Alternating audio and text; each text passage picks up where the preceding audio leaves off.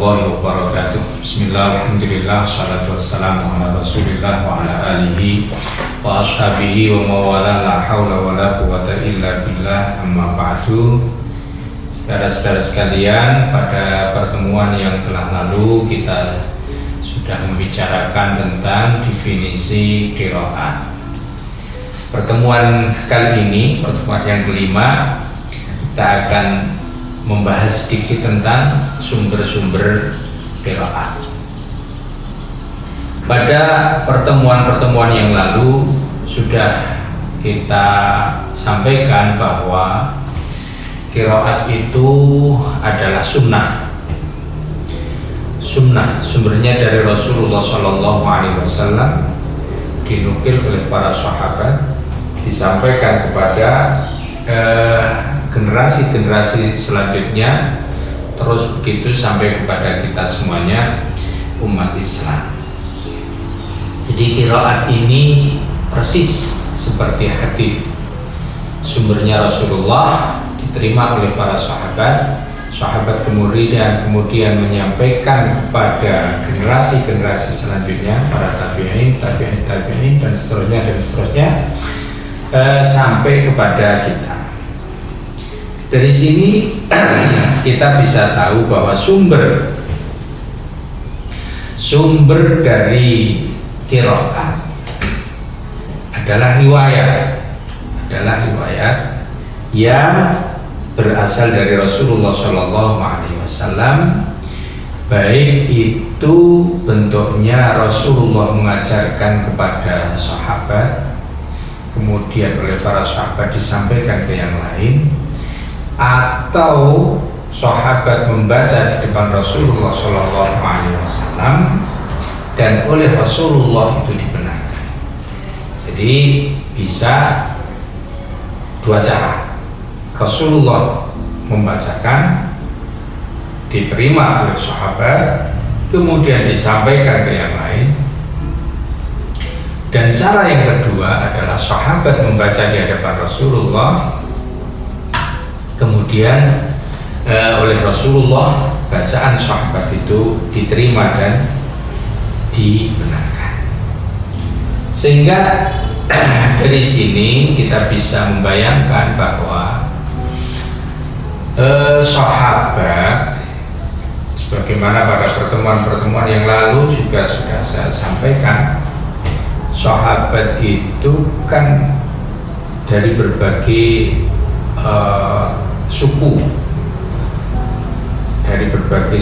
dari berbagai daerah yang corak kebahasaannya bisa berbeda antara satu dengan yang lain. Persis dalam bahasa-bahasa yang lain juga begitu. Misalnya bahasa Jawa, logat Jogja berbeda dengan bahasa Jawa logat Tegal, logat Kebumen, logat Cirebon, logat Jawa Timur, masing-masing punya kekhasan, masing-masing mempunyai kekhasan. Begitu juga bahasa Arab. Bahasa Arab juga bisa antara penutur yang satu dengan yang lain, yaitu berbeda cara menuturkannya, cara mengucapkannya. Sehingga pada masa Rasulullah Muhammad SAW itu bacaan Al-Quran antara satu sahabat dengan sahabat yang lain bisa sama, bisa berbeda karena dipengaruhi oleh situasi kebahasaan semacam itu.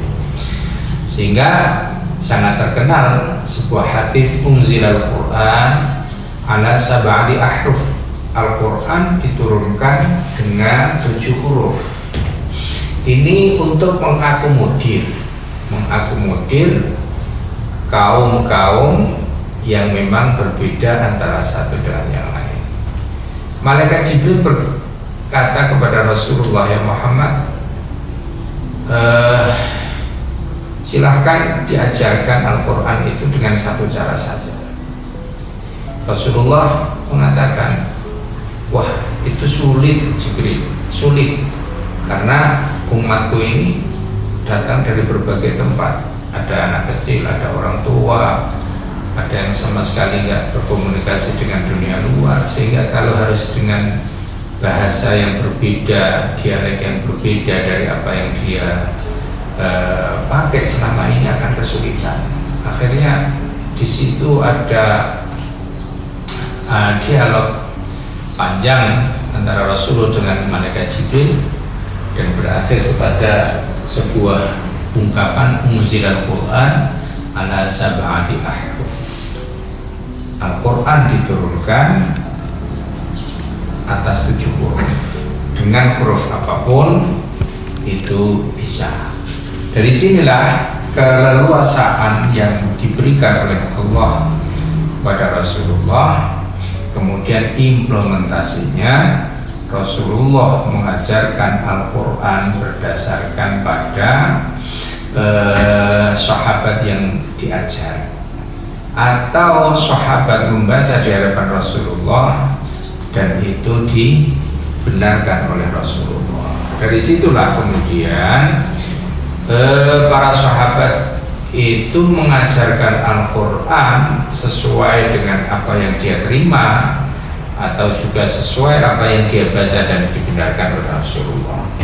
Jadi kalau kita berbicara tentang sumber-sumber qiraat, maka sumber yang pertama adalah adanya perbedaan cara membaca Al-Quran antara sahabat satu dengan yang lain di hadapan Rasulullah Shallallahu Alaihi Wasallam. Ada satu hadis yang memberikan gambaran tentang perbedaan itu, yaitu ada sebuah peristiwa yang terjadi antara Sayyidina Umar bin Khattab dan Hisham bin Hakim, sebagaimana diriwayatkan oleh Imam Al-Bukhari. Haddatsana Sa'id bin Ufair, haddatsana Al-Laits qala haddatsani Aqil an Abi Shihab annahu qala akhbarani Urwah bin Zubair anna al-Miswar ibn Makhramah wa Abdurrahman ibn Abdul Qari haddatsahu annahuma sami'a Umar bin Al-Khattab yaqul sami'tu Hisham ibn Hakim yaqra'u surat Al-Furqan fi hayatin Nabi sallallahu alaihi wasallam fastama'tu liqira'atihi fa idzan huwa yaqra'u ala hurufin katsiratin lam yuqri'niha Rasulullah sallallahu alaihi wasallam faqittu usawiruhu fi shalah fatasabbartu hatta sallam, dan seterusnya. Ini cerita dari Abdurrahman ibnu Abdul Qari. Beliau berdua antara Miswar bin Makhramah dan Abdurrahman bin Abdul Qari itu mendengar Sayyidina Umar bin Khattab bercerita bahwa dia pada suatu saat mendengar Hisham bin Hakim membaca surah Al-Furqan di dalam sholat. Itu pada masa Rasulullah masih hidup. Tetapi bacaan yang dilantunkan oleh sahabat Hisham bin Hakim itu terasa asing oleh Sayyidina Umar, dalam artian bahwa bukan seperti yang diterima oleh Sayyidina Umar dari Rasulullah SAW. Sehingga ghirahnya Sayyidina Umar itu hampir Hisham bin Hakim yang sedang sholat itu digelandang oleh Sayyidina Umar. Tetapi Sayyidina Umar mengatakan, saya sabarkan diri saya tunggu sampai selesai Hisham bin Hakim sholat. Setelah selesai sholatnya, segera oleh Sayyidina Umar, Hisham bin Hakim ini dibawa menghadap Rasulullah Shallallahu Alaihi Wasallam, diadukan kepada Rasulullah Shallallahu Alaihi Wasallam. Sampai pada Rasulullah, Sayyidina Umar berkata kepada Rasulullah, inni sami'tu hadha yaqra'u surat al-Furqan ala hurufin lam tuqri'niha. Ya Rasulullah, saya dengar ini orang membaca Al-Quran surat Al-Furqan tidak seperti yang panjenengan ajarkan kepada saya. Ini diadukanlah Sayyidina Hisham.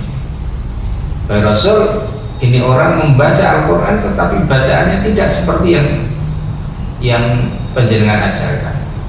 Nah, kemudian Rasulullah SAW bersabda, "Iqra ya Hisham, coba kamu baca Hisham." Kemudian Hisham kembali membaca surat Al-Furqan seperti yang didengar oleh Sayyidina Umar. Kemudian setelah selesai, Rasulullah berkata, ya memang Al-Quran diturunkan semacam itu.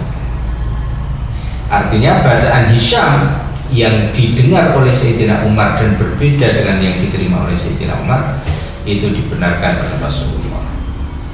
Kemudian Rasulullah berkata, sekarang kamu Umar, kamu baca surat yang sama.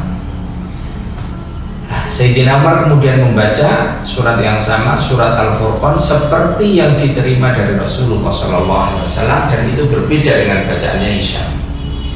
Begitu selesai, maka Rasulullah berkata, ya memang begitu ya Umar, Al-Quran diturunkan. Kadzalika unzila.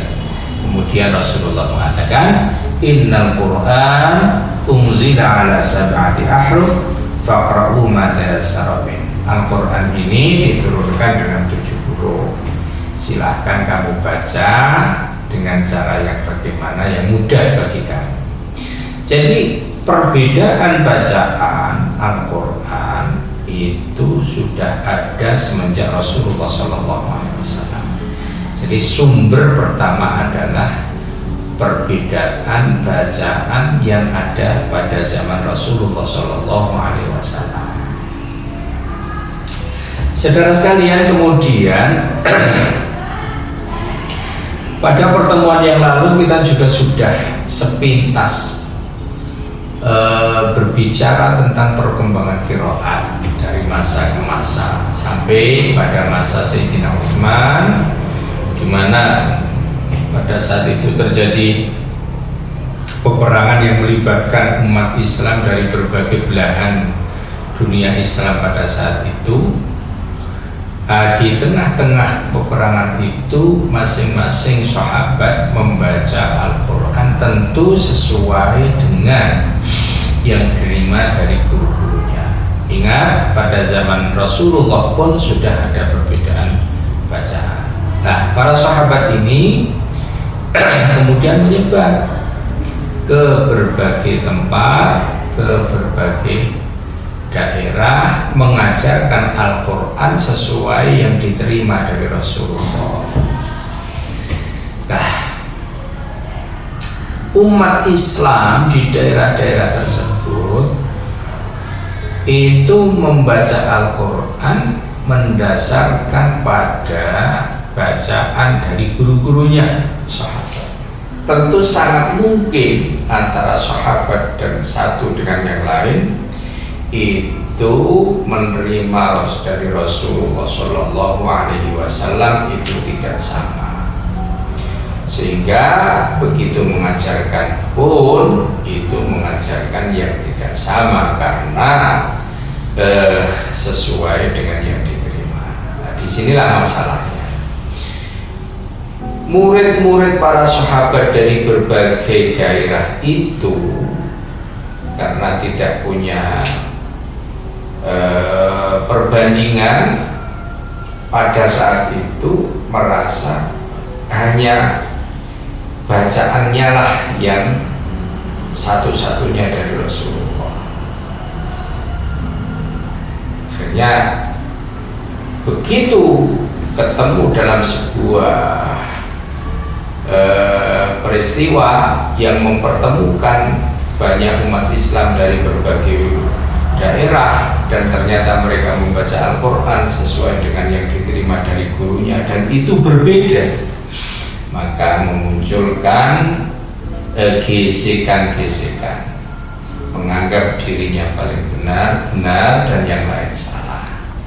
Dan mereka mempunyai ghirah yang tinggi terhadap Al-Quran, sehingga begitu mendengar yang tidak sesuai dengan yang diterima dari gurunya, itu dia anggap sebagai sebuah kesalahan, sehingga terjadilah kemudian perselisihan, dan itu sudah kita sampaikan pada pertemuan yang lalu. Sehingga kemudian muncul kebijakan Sayyidina Utsman untuk memberikan panduan kepada umat tentang bacaan Al-Quran yang itu bersumber dari Rasulullah SAW. Akhirnya muncullah yang kita kenal dengan Mushaf Utsmani, mushaf yang ditulis oleh panitia yang diangkat oleh Sayyidina Utsman dalam rangka untuk mengatasi perselisihan yang terjadi di masyarakat. Mushaf Utsmani sebagaimana pada pertemuan yang lalu kita sampaikan, itu ditulis sesuai dengan daerah yang mushaf itu akan dikirimkan. Jadi bisa saja mushaf satu dengan yang lain itu berbeda. Sehingga kebijakan Sayyidina Utsman pada saat itu, kalau bacaan itu bisa disatukan dalam sebuah tulisan, maka ditulis dengan tulisan yang sama.